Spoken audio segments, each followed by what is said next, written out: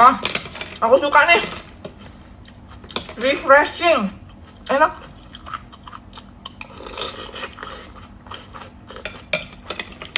Kemarin tomat, sekarang timun.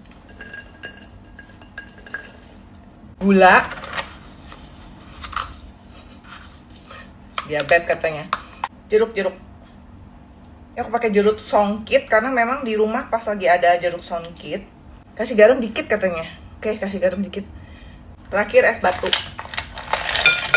Dan kita aduk. Jadi deh. Enak bener. Itu tadi dikasih garam sedikit, itu pengaruh loh. Rasanya jadi enak.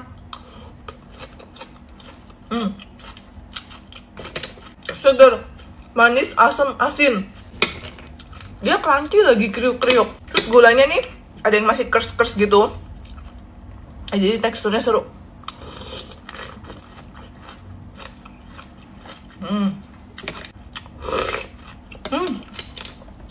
Rasanya enak. Kan jeruk.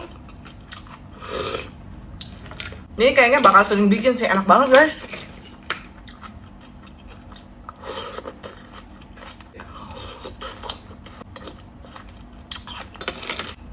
Kalian cobain bikin deh, serius enak.